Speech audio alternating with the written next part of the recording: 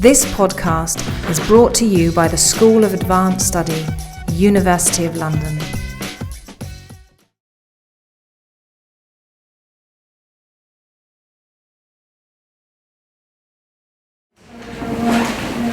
Start the second part of our this afternoon. It's a great pleasure to introduce Guy Austin, who is from the University of Newcastle.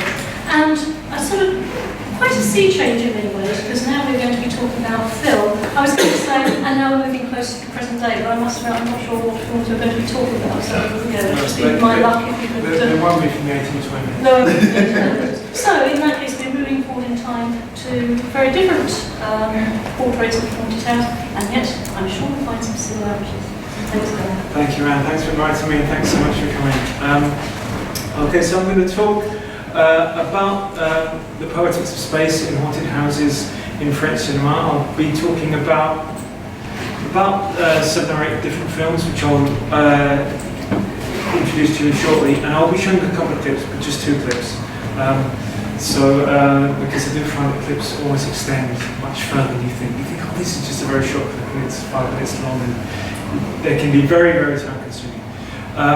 Okay, so these are going to be my case study films. And you'll see straight away that they're not all horror films, because I'm trying to extend the paradigm of the haunted house beyond just horror cinema. And so you'll notice the first 3 are by the same director, Claude Chabrol, and the others are rather more recent. I've tried to also pick examples that cut across the, to some degree, false dichotomy in French cinema between auteur cinema and genre cinema. And as any of you will know if you've come across the kind of critical discourse about French cinema, it's still far too dominated by auteurism, in my humble opinion, and seems to downplay the importance of genre conventions, particularly genres such as the horror movie. And obviously there was a certain hierarchy of genres one can imagine, and we can also imagine that there's a hierarchy, a very simple one, between art cinema and so-called genre cinema, popular cinema, cinema de masse, whatever we call it, in France. And I think that's really still quite operative, particularly in some organs of the French film press, for example. There's a great defense of the importance of genre in Todorow's lovely little book about fantastic literature, where he says, to kind of attempt to negate genre is to try and say that any literary work has no connection with the universe of literature. And of course we can extend that to cinema and say, if you try and look at films as the work of a single author with no connection to genre orthodoxy or genre patterns, then you're really cutting off the connection to the universe of cinema. I'm going to try and sort of break down those barriers a little bit. And we know genre is transnational, so it's very important to reiterate the importance of genre, I think, in conceptualizing some of the spaces as transnational spaces, not necessarily just national.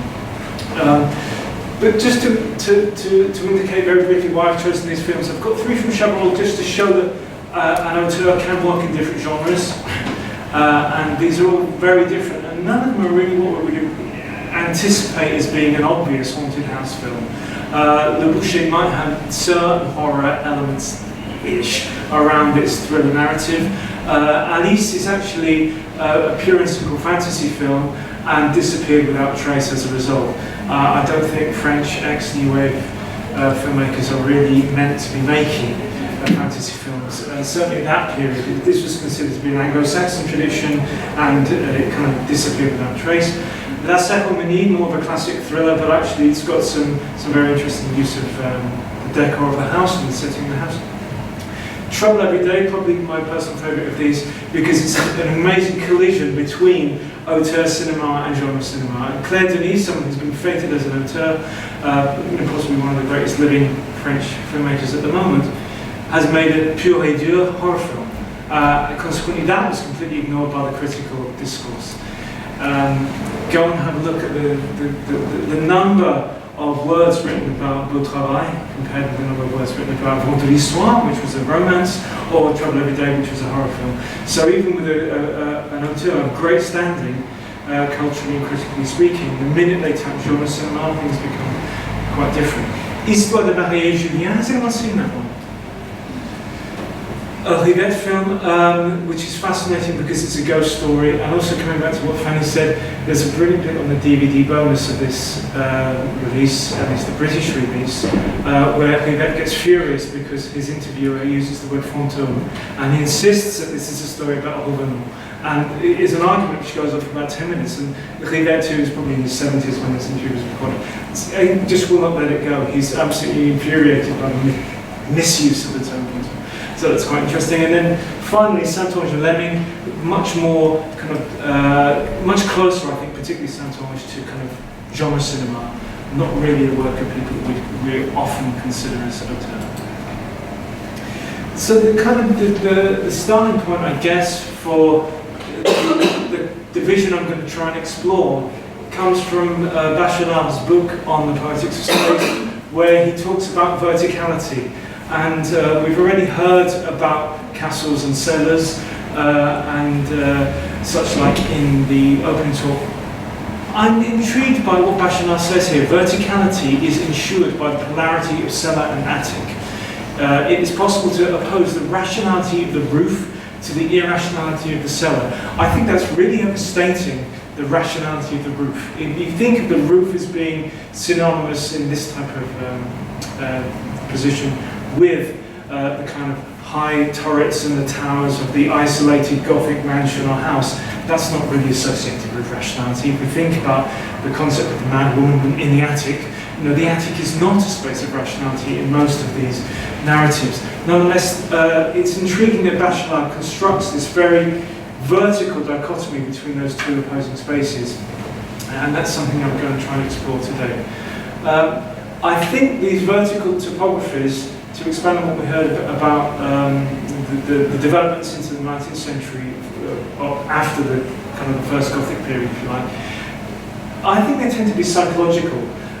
So that's certainly one trend I'm going to be exploring, the kind of psychological symbolism and importance of these different vertical spaces. Certainly in cinema, I think when we think about political or social divisions, it tends to be much more horizontal. I'm thinking particularly of the Bourgeois film, which is a very, really quite a well-established tradition in French cinema, beginning in the 30s, if not earlier. But even in recent examples, you can see a very, very horizontal kind of topography which is at play in the Bourgeois film. So if anyone's seen La Haine, obviously, travelling from margins to centre and vice versa. Bourgeois 13, which is actually, despite, or perhaps because of being an example of popular cinema, is an absolutely brilliant near-future thriller about the kind of logic of the Bourgeois.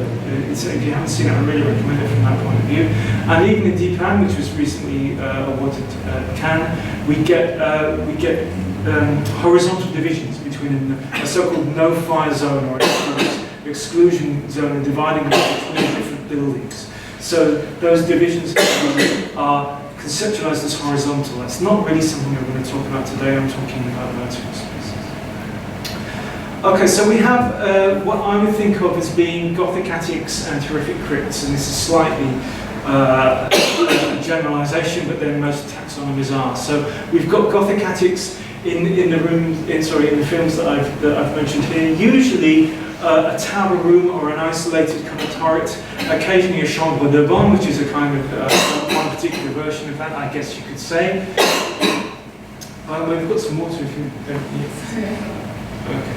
I'm not telling you off for coughing, I'm just saying we have got the positive. Interestingly, two of these films feature what I'm calling a suicide room. So the isolated, very kind of solipsistic space at the top of the house is associated with suicide in two of the films, which I will explain shortly. And then at the opposite end, according to Bachelard, the less rational end, but certainly in spatial terms, the opposite end in these films of the houses or the buildings under representation, we have crypts, caves and cellars. So in Le Boucher, one of the corpses is found when the school trip undertakes a visit to some prehistoric caves. In Alice, at the very end of the film, the protagonist leaves a kind of fantastic mansion to go down the steps into the cellar. In Saint-Onge, again, the lead protagonist Again, a woman goes down the steps to some sort of bizarre supernatural basement underneath the building where she's been living. In Trouble Every Day, the most kind of bloody, gory scenes are all set in basement settings.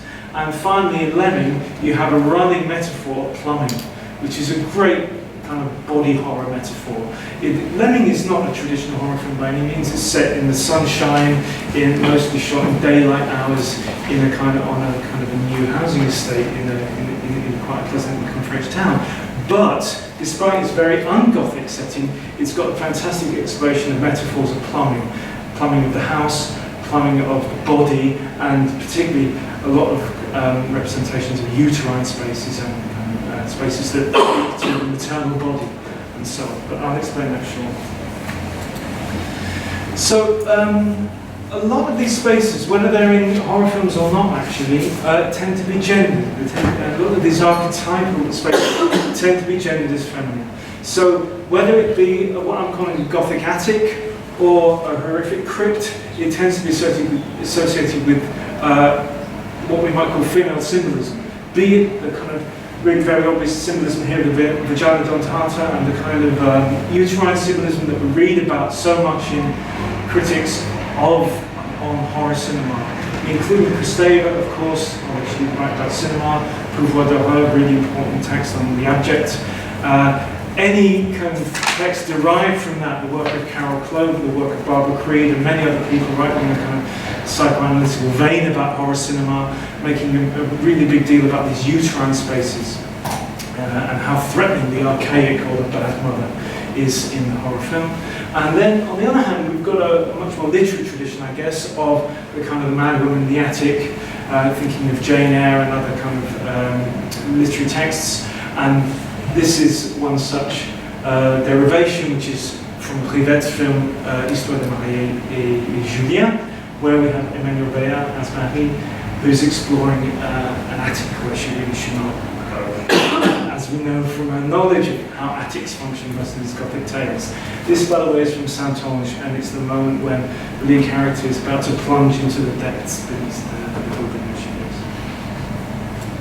is. So, I think a very clear gendering of space, and that's something which is, as I say, already there in some of the critical work. It's there in Kristeva's work on horror, and it's also there in some of the literary work, particularly that study, The Mad Woman in the Attic, which is the name of a kind of a very important literary feminist study by Guber and Gilbert from the 1970s, I think, about Gothic literature, principally in English.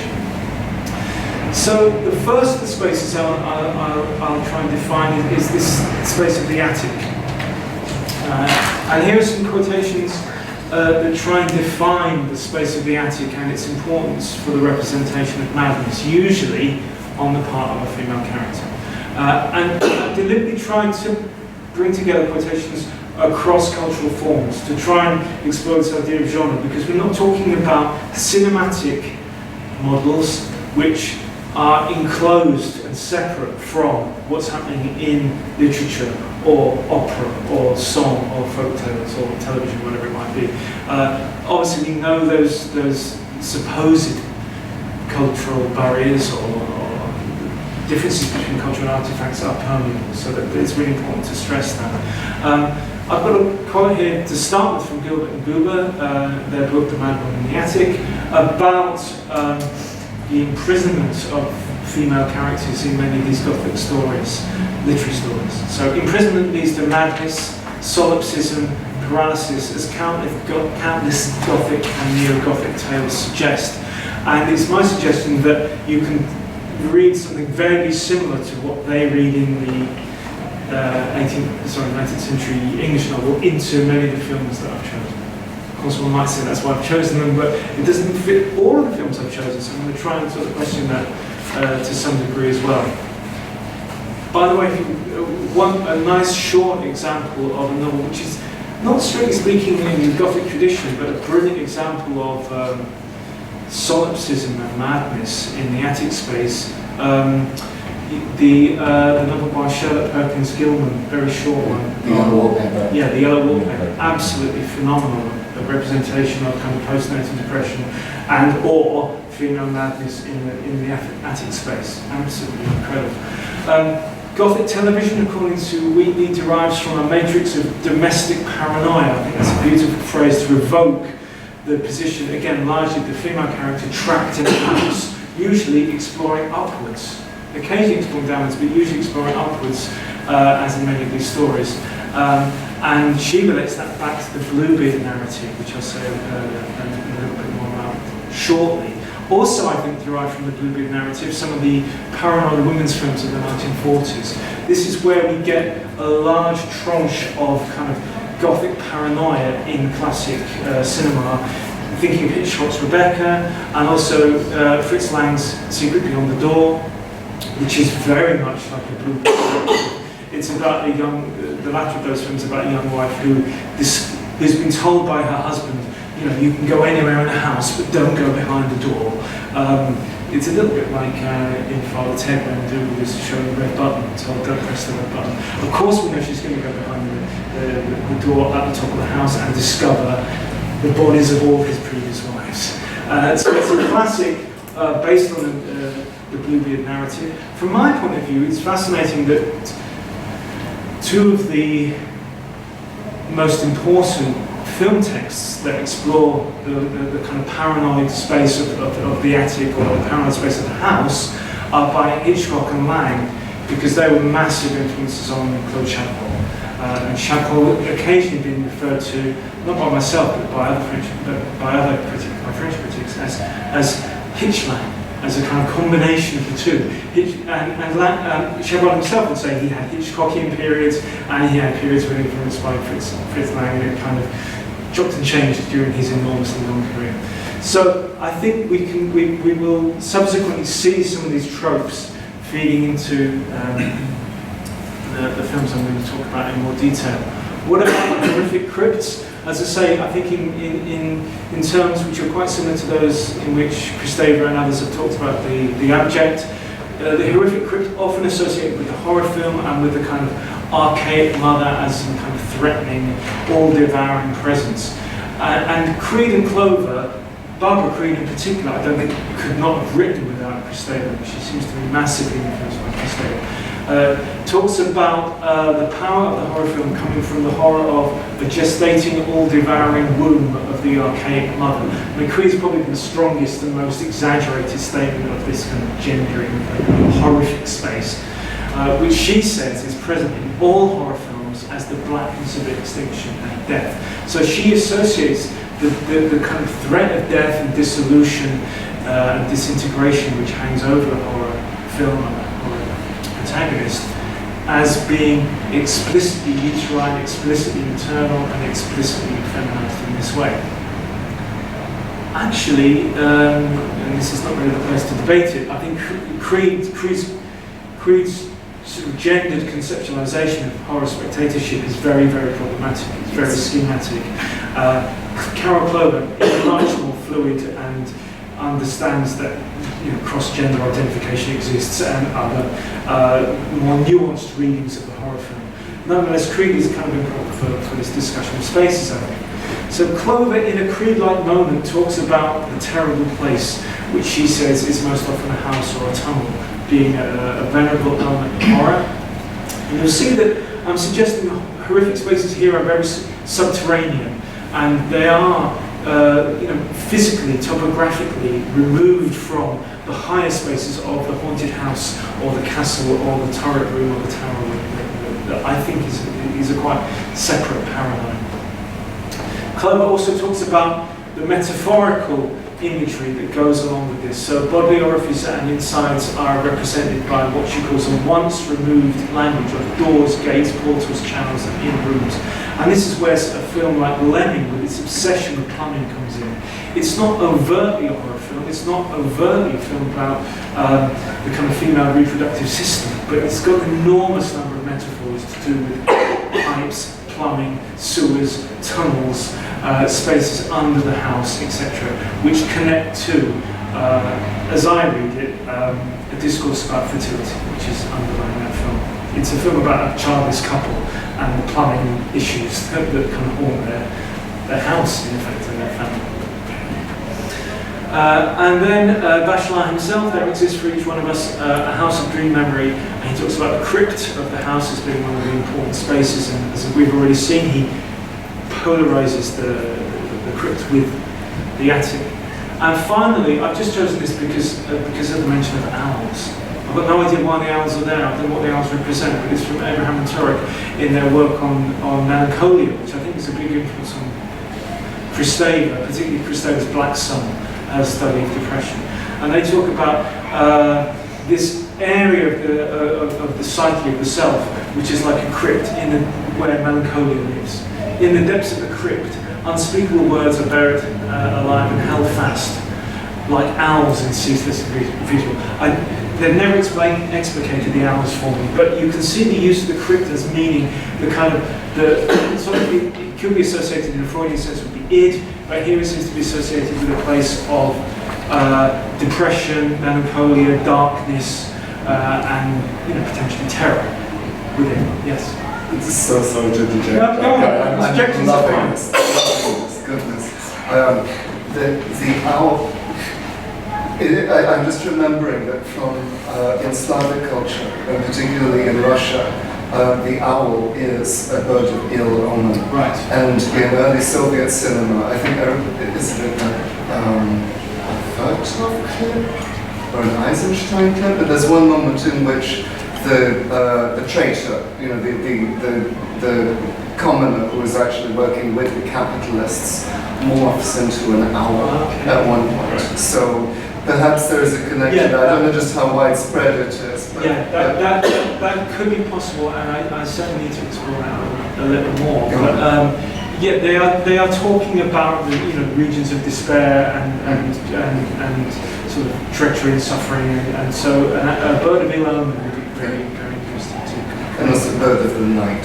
Yes. Could be on Thank you.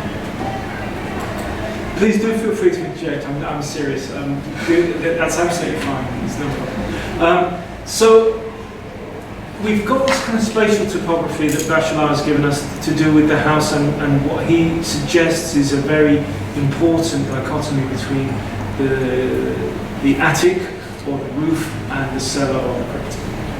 I think obviously there's also topography going on in the history of film genres and the hierarchy of film genres, as I've suggested already.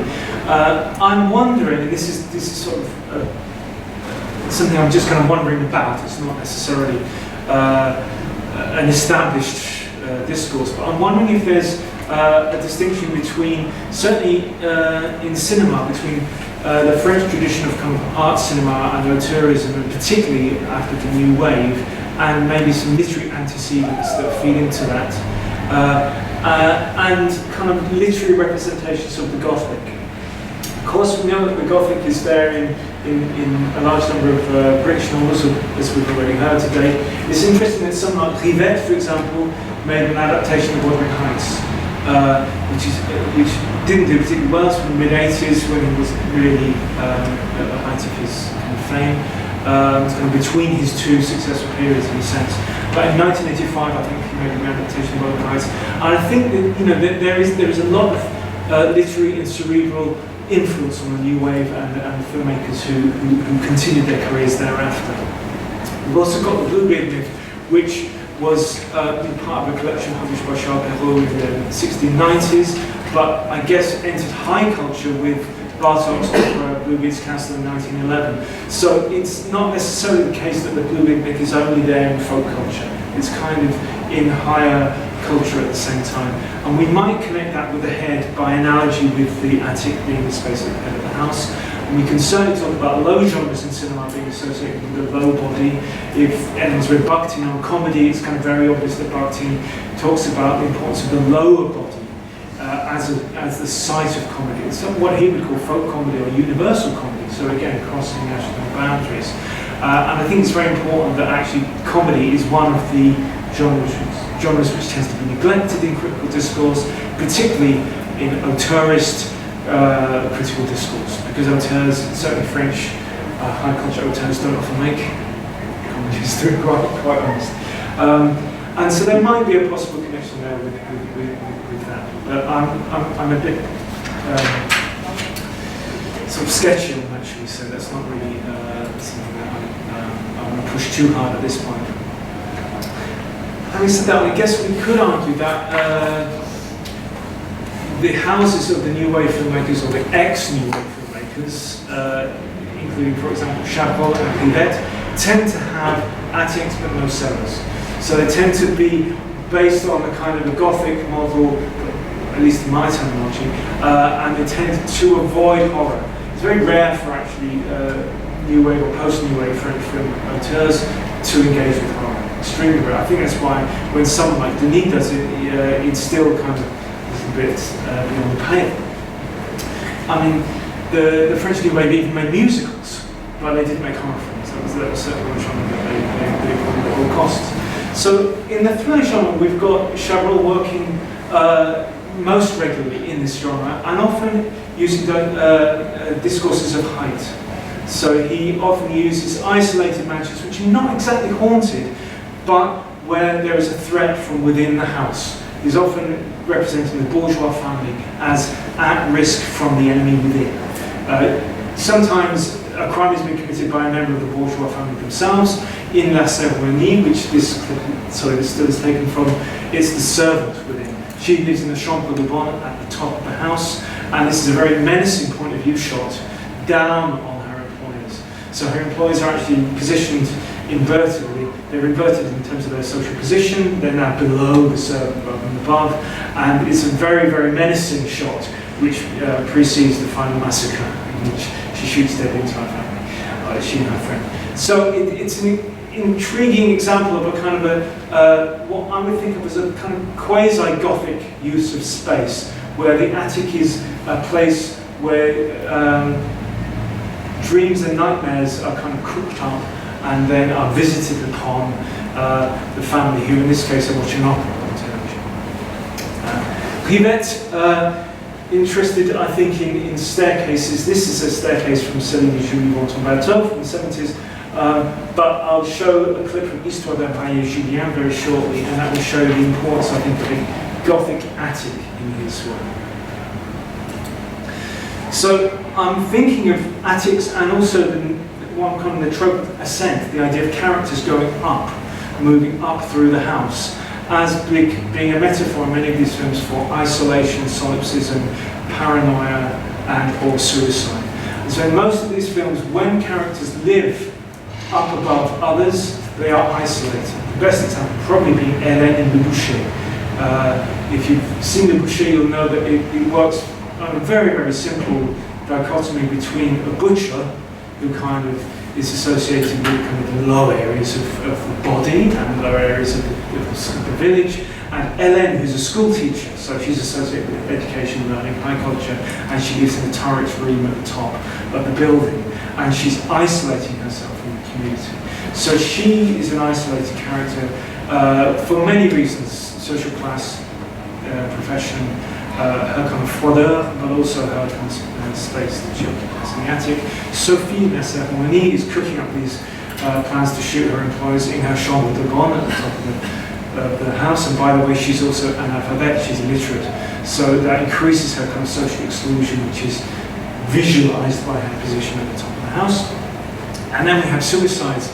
In Lemming, we have Charlotte Branklin playing the role of Alice, who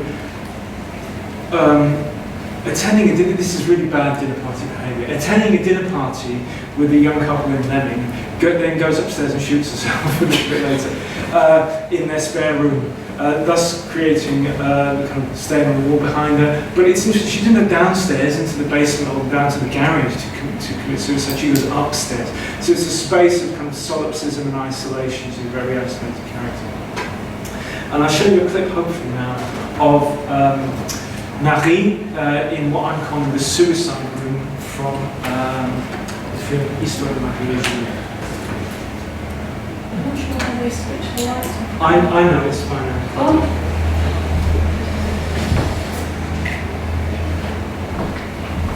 So hopefully you can see this.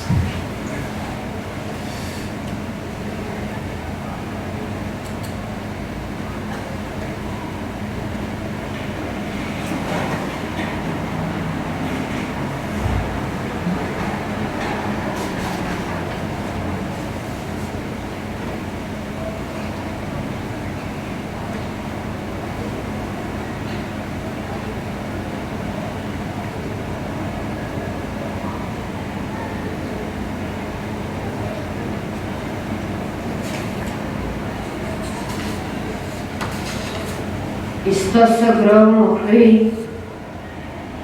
Is misje de grootste? Is beter nog geen?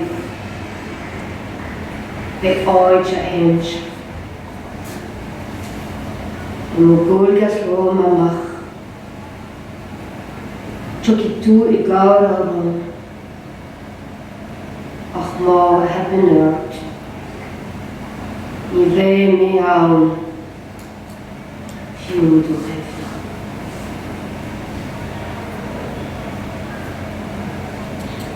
Okay, does everyone know what language that is? Irish. Yeah. Okay, so she's speaking in Irish, but obviously it's not translated in subtitles, and to an audience, the vast majority of whom, whether Anglophone or Francophone, are not going to know it. It's almost as if she's speaking from beyond the grave, or she's at least speaking in tongues, or she's uttering some very strange language. Also, during the course of the film, this is a spoiler, I'm afraid, but during the course of the film, she redecorates an attic. She moves in with the man that she has an affair with. She redecorates an attic room incredibly carefully and precisely. And ultimately we realise she's recreating the room in which she committed suicide. She's a huguenot, she's not a photo, she's a huguenot. And she's come back from the dead to recreate her suicide room in the attic. It's the most astounding sort of twist on the Bluebeard narrative, whereby instead of discovering a room where a husband has kind of murdered various wives, the kind of wife figure recreates the room in which she murdered herself. And I would recommend it highly. It's a very unusual, naturally very long, but very unusual film. It's fantastic in great. So, Can I ask a question? Yes, of course. What language is the rest of the... It's in French. Thank you. So, if I can just go into my...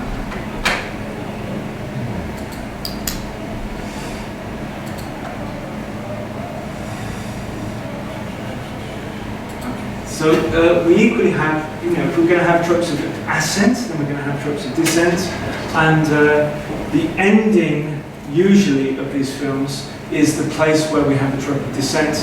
And I've pictured Trouble Every Day. You get a slight glimpse there of how gory that film is from the still. This is Beatrice Dalle as she descends from her kind of captive bedroom. She's locked up because she's a cannibal. She's kind of locked up by her husband. She's burst out of the kind of attic space. It's not quite attic, but higher up in the house. And she goes down to a lower floor within the house for the kind of final conflagration of the film.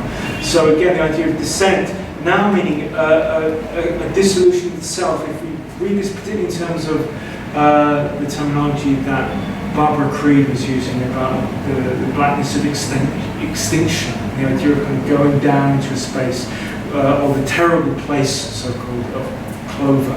And there are many others who've written about the coffin, or the kind of earth that Dracula sleeps in, and those uterine or underground spaces, and fears of being buried alive, and so on. So it's a very, very recurrent trope.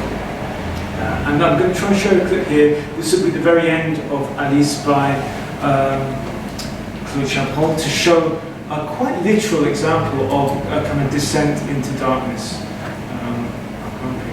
I'm just going to have to find this one. It takes a little bit while to find.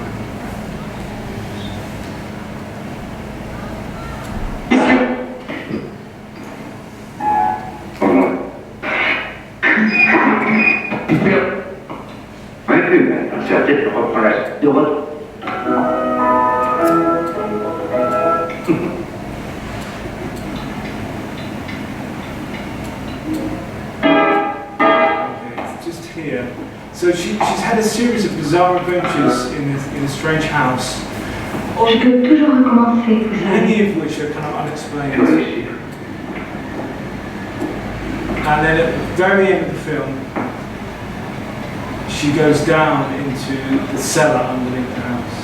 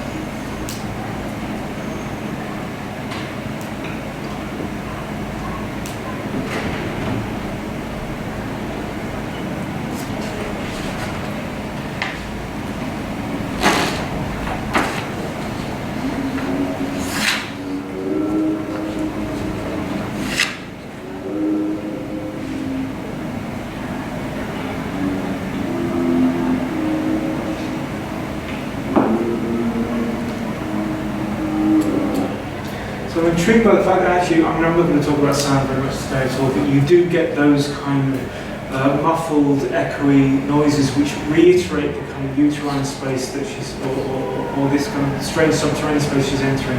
And then the camera is going to kind of go forward, so the screen will be almost entirely black.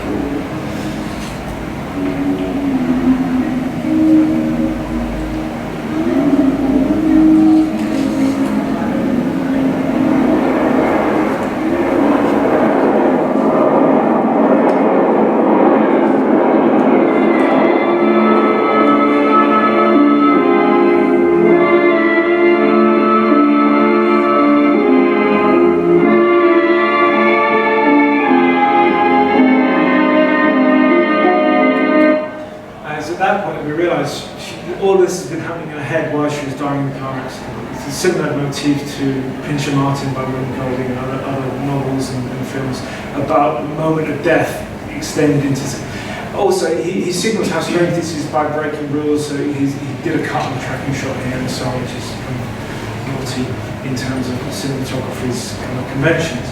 But it's a good example of the terrible place, the space of blackness. And so forth that we've heard about. So I'm going to try and move towards a conclusion now by asking a couple of questions. Firstly, what is haunting these types of spaces? I've tried to illustrate some of these spaces, but what?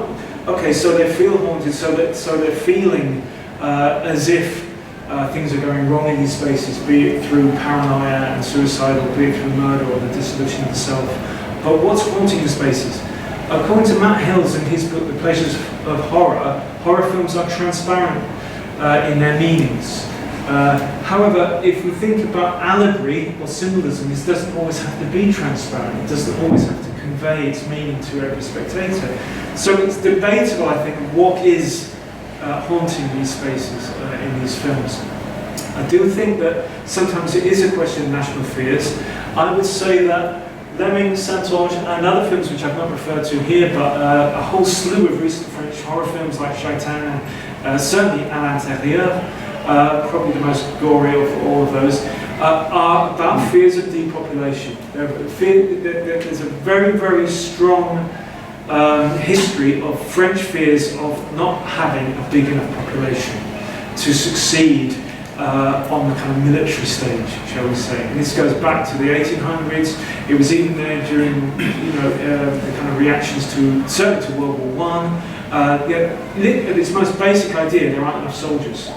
So, and when we read about this discourse, it's incredible the language that's used. It's the kind of natalist discourse talks about the French nation being, mutilated or being haunted.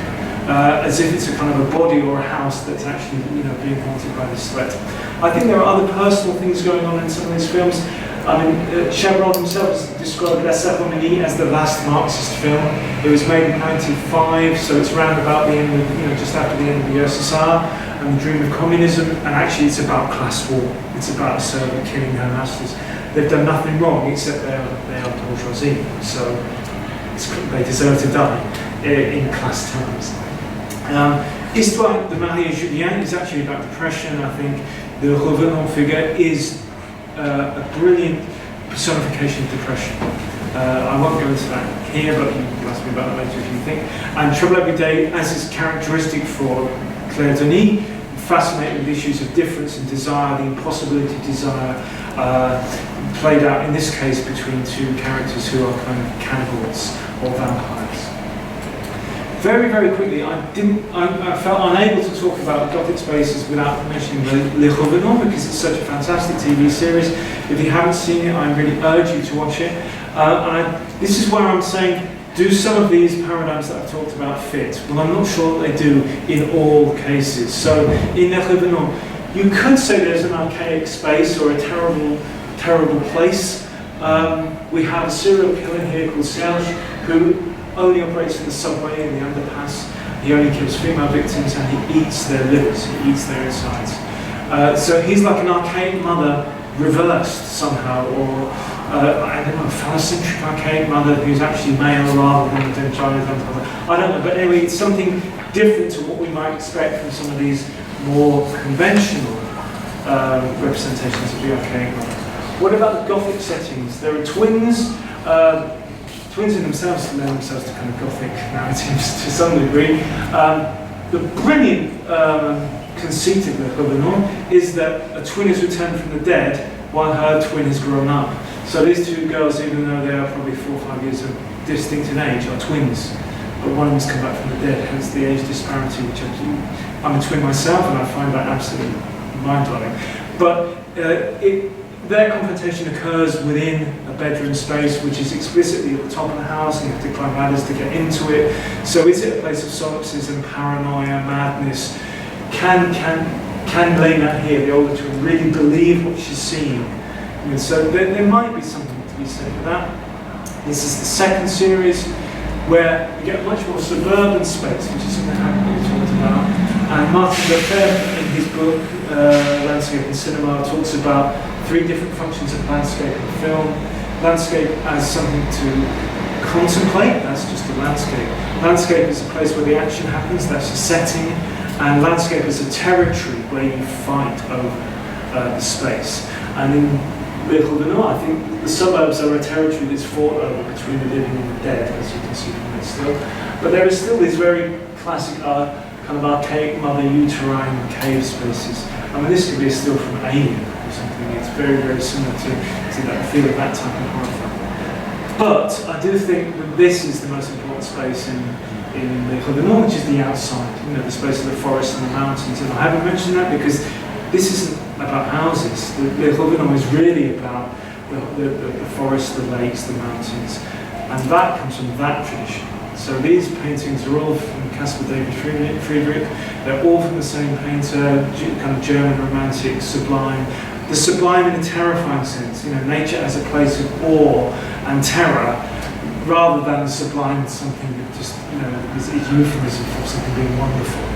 Look at how tiny the figures are in this, and if you go back, you can actually see how tiny this figure of one of the twins is, I think, in that still from the Revenant. So not all French audiovisual representations of horror and terror are Gothic or horrific in those traditions that I've mentioned. But I hope that's been of some interest to you. Thanks.